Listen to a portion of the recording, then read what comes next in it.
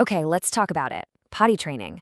It's one of those universal parenting things that feels like a mix of, I don't know, a science experiment, a high stakes negotiation, and just pure dumb luck. Every family goes through it, but no two journeys ever look the same. So today, we're going to dive into one family's really honest and, yeah, pretty messy experience to see what we can all learn from it. So here's the big question, right? The one that probably keeps a lot of parents up at night. Are we doing this wrong? Did we start too early? Or wait, did we start too late? We're going to explore one family search for an answer as they tried to figure out this whole potty training thing with their 2.5-year-old.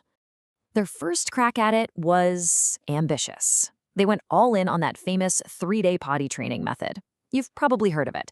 It promises super quick results, which sounds amazing when you're ready to ditch diapers for good. So they did the whole thing, cleared the calendar, took time off work, and just committed to staying home for 3 days straight. And you know what? At first, it was like, wow, this is actually working. The first day and a half went great. But then something just flipped. All of a sudden, their son became really, really unhappy with the whole situation. He was upset about the toilet, the pressure, all of it. So by the end of day 2, they made a tough call. They pulled the plug on the whole experiment. And this right here, this quote really gets to the core of why they stopped. For them, it wasn't about winning at potty training or toughing it out. It was about their son's feelings.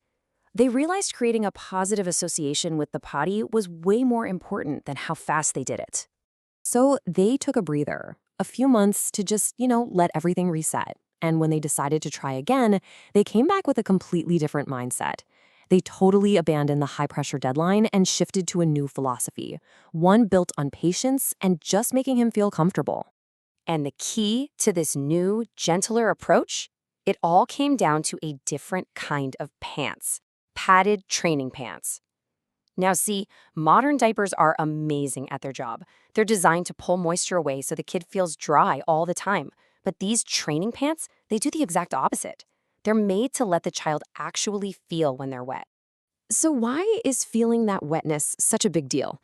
Well, the whole theory is that you're trying to rebuild a connection. I mean, after years in these super absorbent diapers, kids kind of forget what it feels like to pee. This lets them feel that sensation again, right as it's happening, and it helps their brain and body link the two things back together.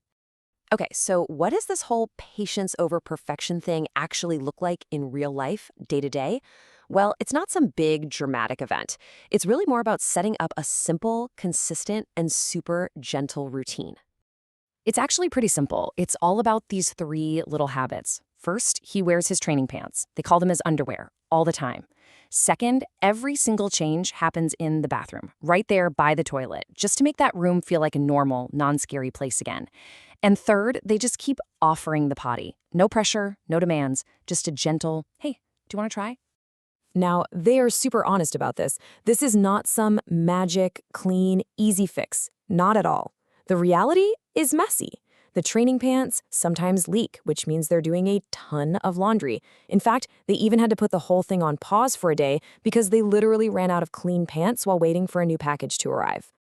And this is the part that I think is so real and relatable. They admit, even with these special pants that are designed to make him feel the wetness, their son just doesn't seem to mind being wet. It's a great reminder that there are no guarantees, and they're just figuring it out as they go, just like the rest of us. Which, of course, leads to the big question you're probably thinking right now. Okay, with all the extra laundry and the fact that progress seems so slow, what's the point? Is this gentle approach actually doing anything? It's a totally fair question. And the answer, for them, came from changing their whole perspective. And the answer really comes down to a total shift in what working even means to them. See, the goal itself changed. They stopped focusing so much on the finish line, a perfectly potty-trained toddler, and started focusing on the journey, and especially on their son's emotional experience with it all. I think this chart says it all, really. The priority isn't method success anymore. Look at that. The main thing now is just his comfort. It's about making sure he has a positive, fear-free feeling about the whole process. That's the new definition of success.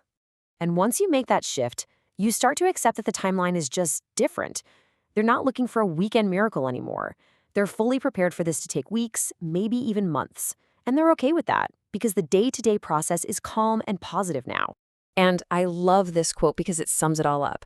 They're basically saying, you know what, we're done trying to follow someone else's playbook. They recognize that this is their unique journey with their unique kid, and they're going to navigate it in a way that feels right for them. So, as we wrap up their story, what are the big takeaways here?